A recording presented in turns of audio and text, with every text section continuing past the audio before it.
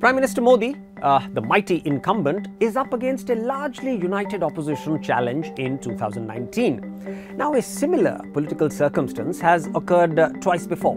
First in 1971, when in an Indira Gandhi versus everybody else poll, she trounced a hasty opposition alliance. And then again in 2004, when the invincible Vajpayee crumbled before a seemingly weak and incoherent patchwork of parties. So, will Prime Minister Modi pull off an Indira-like victory or fall like Vajpayee? Now, here are the how, what and why of the landmark general elections of 1971 and 2004.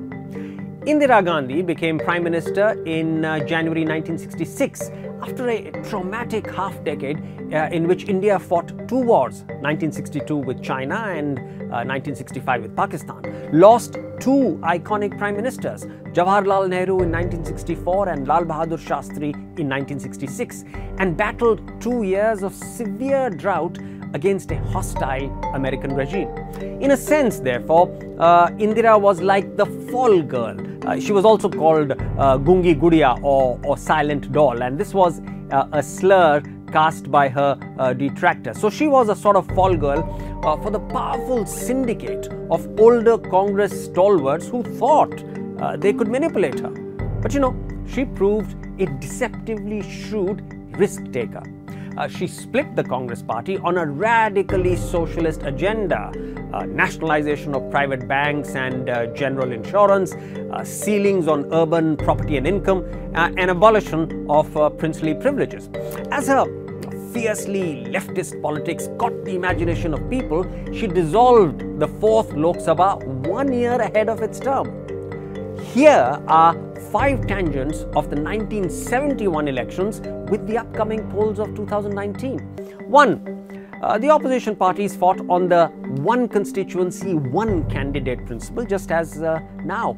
A 4-party alliance of Congress O, that was the older Congress syndicate leaders who had split from Indira, plus the Janasangh, Swatantra Party and the SSP. They formed themselves into a 4-party alliance called the National Democratic Front, NDF. It had a formidable presence of about 150 members in the outgoing parliament. 2. The entire election pivoted around Indira Gandhi.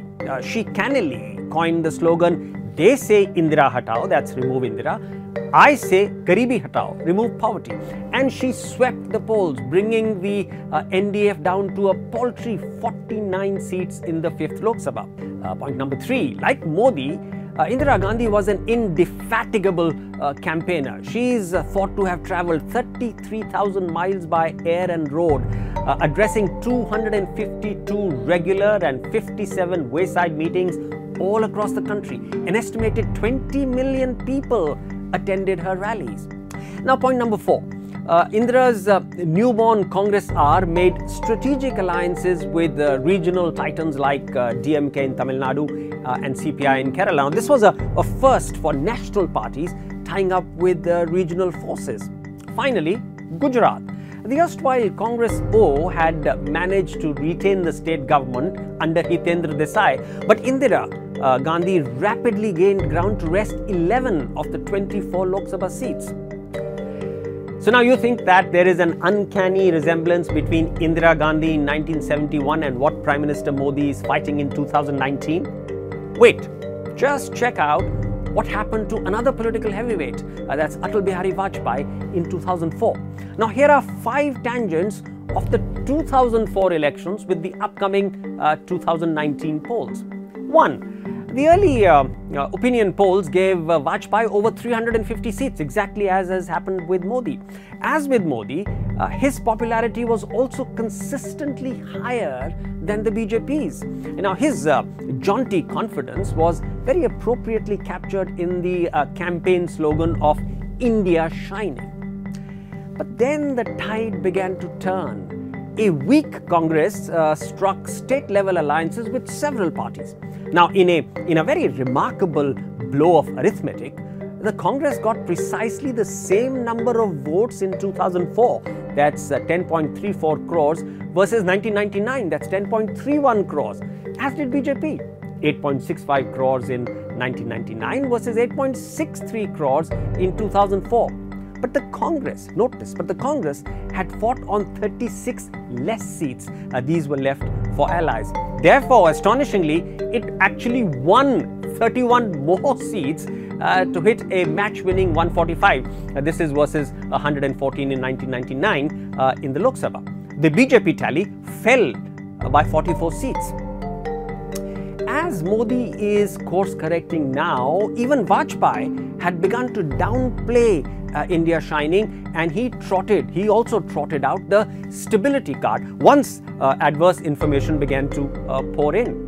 Exactly as Modi is facing now, Vajpayee blundered with allies. He virtually committed political suicide in Tamil Nadu by ditching DMK and aligning with Jayalalitha. The DMK delivered all 39 seats to the Congress.